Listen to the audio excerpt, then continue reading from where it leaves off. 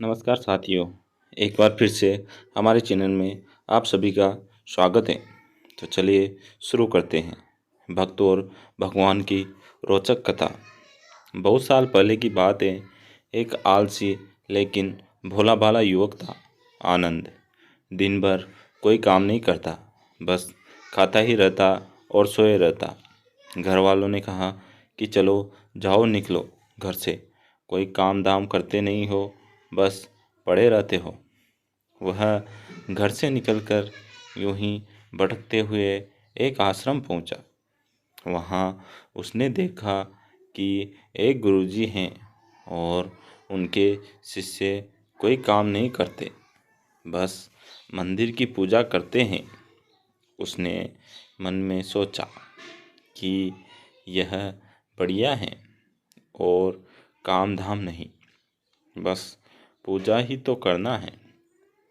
गुरुजी के पास जाकर पूछा, क्या मैं यहाँ रह सकता हूँ? गुरुजी बोले, हाँ हाँ, क्यों नहीं, लेकिन मैं कोई काम नहीं कर सकता हूँ। गुरुजी बोले, कोई काम नहीं करना है, बस पूजा करनी होगी। आनंद, ठीक है, वह तो मैं कर लूँगा। अब आनंद महाराज के आश्रम में रहने लगा। ना कोई काम, ना कोई धाम, बस सारा दिन खाते रहो और प्रभु भक्ति में भजन गाते रहो। महीना भर हो गया, फिर एक दिन आई एकादशी। उसने रसोई में जाकर देखा कि खाने की कोई तैयारी नहीं। उसने गुरुजी से पूछा, आज खाना नहीं बनेगा क्या? गुरुजी ने कहा, नहीं, आज तो एकादशी है, तुम्हारा भी उपवास है। उसने कहा, नहीं, अगर हमने उपवास कर लिया तो कल का दिन भी नहीं देख पाएंगे। हम नहीं कर सकते उपवास, हमें तो भूख लगती है। आपने पहले क्यों नहीं बताया? गुरुजी ने कहा, ठीक है, तुम ना करो उपवास, पर खाना भी तुम्हारे लिए कोई और नहीं बनाएगा, तुम खुद बना लो। मरता क्या न करता। गया रसोई में। गुरुजी फिर आए। देखो, अगर तुम खाना बना लो तो राम जी को भोग जरूर लगा देना, और नदी के उस पार जाकर बना लो रसोई। ठीक है। लकड़ी, आटा, तेल, घी, सब्जी लेकर आनंद महाराज चले गए। जैसे तैसे खाना भी बनाया। खाने लगा तो याद आया कि गुरुजी ने कहा था कि राम जी को भोग लगाना है।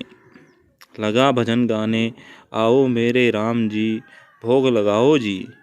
प्रभु राम आइए, श्री राम आइए, मेरे भोजन का भोग लगाइए।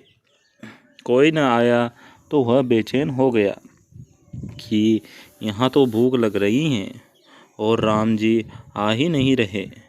भोला मानस जानता नहीं था कि प्रभु साक्षात तो नहीं आएंगे, पर गुरुजी की बात मानना जरूरी है। फिर उसने कहा, देखो प्रभु राम जी, मैं समझ गया कि आप क्यों नहीं आ रहे हैं।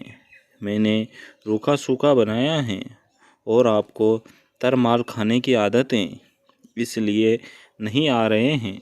तो सुनो प्रभु, आज वहाँ भी कुछ नहीं बना है, सबको एकादशी है, खाना हो तो यह भोग ही खा लो।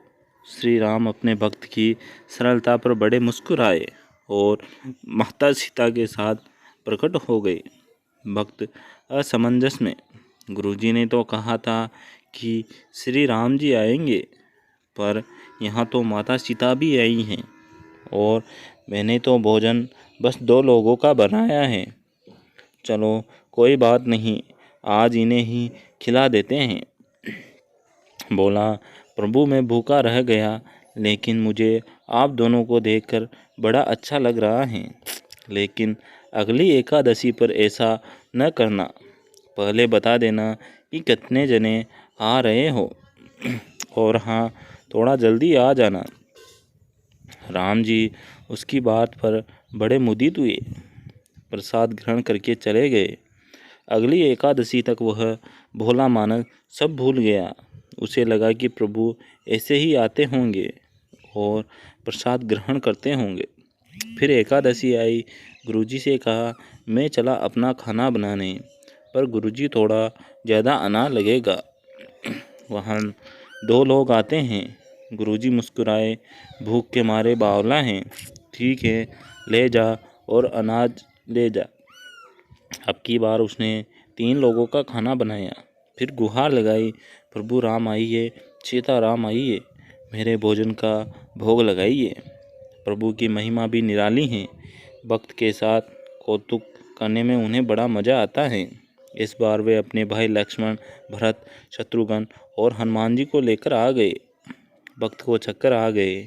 यह क्या हुआ? एक का भोजन बनाया था तो 2 आए। आज 2 का खाना ज़्यादा बनाया तो पूरा खानदान ही आ गया। लगता है आज भी भूखा ही रहना पड़ेगा। सबको भोजन लगाया और बैठे बैठे देखता रहा। अनजाने ही उसकी भी एकादशी हो गई। फिर अगली एकादशी आने से पहले गुरुजी से कहा, गुरुजी, ये आपके प्रभु राम जी अकेले क्यों नहीं आते? हर बार कितने सारे लोग ले आते हैं। इस बार अनाज ज़्यादा देना। गुरुजी को लगा कहीं यह अनाज बेचता तो नहीं है, देखना पड़ेगा जाकर। भंडार में कहा, इसे जितना अनाज चाहिए दे दो, और छुपकर उसे देखने चल पड़े।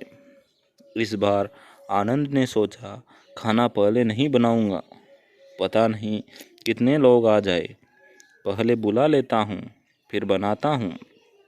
फिर टेर लगाई, प्रभु राम आइए, श्री राम आइए, मेरे भोजन का भोग लगाइए। सारा राम दरबार मौजूद। इस बार तो हनुमान जी भी साथ आए, लेकिन यह क्या, प्रसाद तो तैयार ही नहीं है। भक्त ठहरा भोला भाला, बोला, प्रभु इस बार मैंने खाना नहीं बनाया। प्रभु ने पूछा, क्यों? बोला, मुझे मिलेगा तो है नहीं, फिर क्या फ़ायदा बनाने का, आप ही बना लो और खुद ही खा लो। राम जी मुस्कुराए। सीता माता भी गदगद हो गई उसके मासूम जवाब से। लक्ष्मण जी बोले, क्या करे प्रभु? प्रभु बोले, भक्त की इच्छा है, पूरी तो करनी ही पड़ेगी, चलो लग जाओ काम से। लक्ष्मण जी ने लकड़ी उठाई। माता सीता आटा लगाने लगी। भक्त एक तरफ बैठकर देखता रहा। माता सीता रसोई बना रही थी तो कहीं ऋषि मुनि व यश गंधर्व प्रसाद लेने आने लगे। इधर गुरुजी ने देखा कि खाना तो बना नहीं। भक्त एक कोने में बैठा है। पूछा, बेटा क्या बात है, खाना क्यों नहीं बनाया? बोला, अच्छा किया गुरुजी आप आ गए, देखिए कितने लोग आते हैं प्रभु के साथ। गुरुजी बोले, मुझे तो कुछ नहीं दिख रहा तुम्हारे और अनाज के सिवा। भक्त ने माथा पकड़ लिया। एक तो इतनी मेहनत करवाते हैं प्रभु, भूखा भी रखते हैं, और ऊपर से गुरुजी को दिख भी नहीं रहे। यह तो और बड़ी मुसीबत है। प्रभु से कहा, आप गुरुजी को क्यों नहीं दिख रहे? प्रभु बोले, मैं उन्हें नहीं दिख सकता।